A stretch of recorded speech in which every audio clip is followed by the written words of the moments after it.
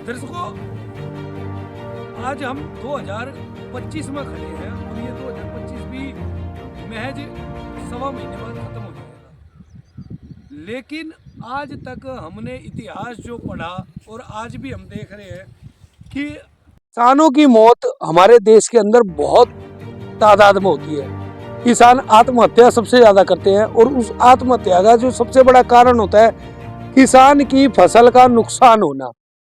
हम दिल्ली के देहात क्षेत्र में खड़े हैं और मैं अपने कैमरा पर्सन से कहूंगा कि एक बार घुमा के दिखाएं कि ये कई एकड़ की खेती होती है यहाँ पर और ये सारा जो फसल है वो जिस समय में दिल्ली के अंदर मानसून आया था, मानसून में यहाँ पर पानी भरा था खेतों में, उसमें यहाँ की सारी फसल का नुकसान हो गया और दिल्ली से मानसून को गए हुए भी कम से कम 2 महीने हो गए। 2 महीने बाद भी यहाँ के खेतों में पानी जस का तस है, जिसकी वजह से किसान किसी भी प्रकार की कोई फसल यहाँ पर नहीं उगा सकता है। और किसान जब तक फसल नहीं उगाएगा घर में उसके रोटियां कैसे बनेंगी, और किसान अगर अनाज नहीं उगाएगा तो देश विदेश में जो हमारे देश के नेता, बड़े बड़े जो पद पे नेता बैठे हैं, वो देश और विदेश में जो एक्सपोर्ट करते हैं अनाजों का, वो कैसे करेंगे। लेकिन उसके बावजूद भी दिल्ली के देहात के किसानों की ओर ना तो दिल्ली सरकार का ध्यान जा रहा है और ना ही केंद्र सरकार का ध्यान जा रहा है। हमारे साथ में मौजूद है इस समय अशोक नैन जी, जिनकी पार्टी ने जब केजरीवाल जी की सरकार थी दिल्ली के अंदर 2 बार दिल्ली के किसानों को मुआवजा देने का काम किया था और हमेशा से अशोक नैन जी दिल्ली के किसानों की आवाज को उठा रहे हैं। मैं उनसे जानना चाहूंगा, अशोक जी, ये जो खेतों के अंदर इतना पानी खड़ा है, इसकी वजह क्या है और क्या इन किसानों को कभी मुआवजा मिला दोबारा आपके सरकार जाने के बाद? सबसे पहले आप सभी को, दर्शकों को मेरी नमस्कार। मैं अभी जो खड़े हैं अपने पत्रकार महोदय के साथ में, हम खड़े चांदपुर डबास गांव में, माजरा डबास और चांदपुर डबास गांव में, बीच में खेत है जी। ये वार्ड नंबर 31 नांगल ठाकरान है, बवाना विधानसभा है। ये जो पानी यहाँ पे भरा है, लगभग बारिश गए हुए 2.5 महीने हो गए। तो जब अरविंद केजरीवाल जी की सरकार थी, जब किसानों को 20,000 रुपये प्रति एकड़ के हिसाब से मुआवजा दिया गया था 2 बारी। लेकिन अभी पिछले 8-9 महीने से बीजेपी की सरकार है दिल्ली में और माजरा डबास से यहाँ से निगम पार्षद भी बीजेपी से हैं, चेयरमैन भी बीजेपी से हैं, या विधायक भी बीजेपी से हैं, मंत्री भी बीजेपी से हैं, मुख्यमंत्री भी, एलजी भी, प्रधानमंत्री तक बीजेपी से हैं। लेकिन कोई किसानों के साथ ना किसानों की बात कर रहा है, ना किसानों के साथ खड़ा है। ये आप देख सकते हैं चांदपुर डबास गांव के खेतों में कितना पानी भरा है। एक तो किसानों की जो पिछली फसल थी वो बर्बाद होगी, अगली फसल किसान लगा नहीं सकता।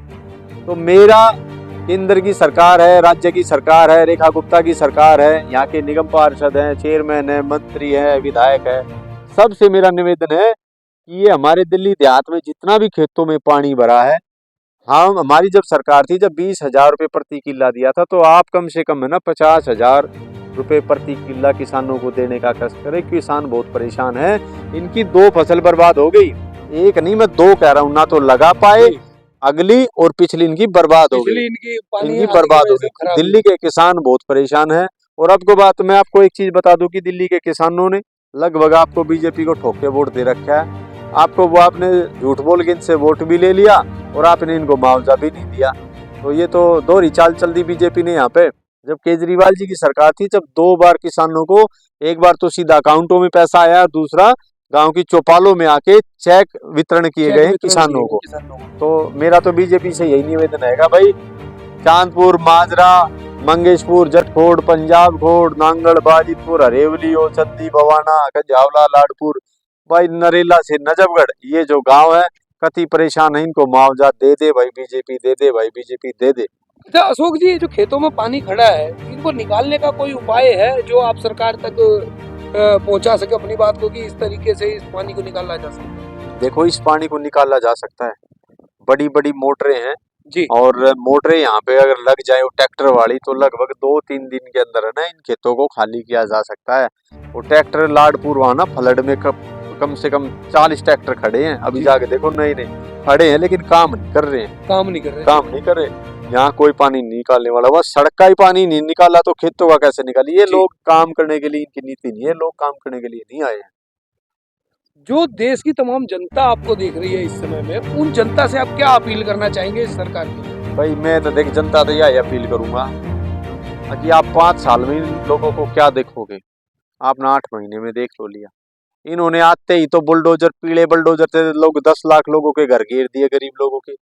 आप एशियो में रहते हैं, भ्रष्टाचार इन्होंने शुरू कर दिया, किसानों के साथ ये नहीं खड़े। आप देख लो गली नालियां यहाँ टूटी पड़ी है, मुंडका में टोल ही न लगा दिया।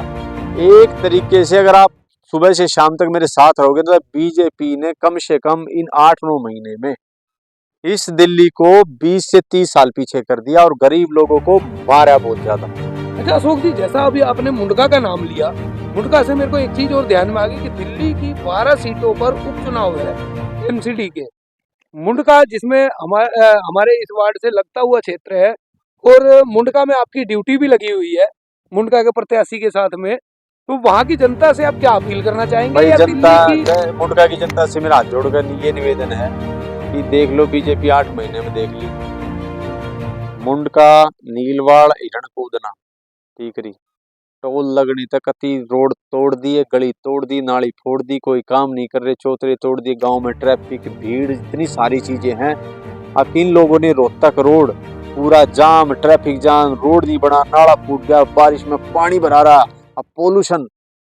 बीजेपी की सरकार ने कति तंग कर दिया। मैं ये कहने लग रहा हूँ आने वाली 30 नवंबर को आपके सामने बढ़िया मौका है, आम आदमी पार्टी का भाई अनिल लाकड़ा को वहां 1 नंबर का बटन दबा कर जताओ, ताकि बीजेपी के मुंह पे तमाचा लगा वे काम करने की ना गति को अपनी तेज करें और सीखें कि जनता अब तुमसे प्यार नहीं करती। अच्छा दिल्ली की और 11 सीटें जो है उन पर आपका क्या कहना उन पे भी देखो दिल्ली की जनता अब है ना इनसे बदला लेगी जी। हाँ, क्योंकि इन्होंने ना 10 लाख लोगों को बेघर किया, गरीब लोगों को जी।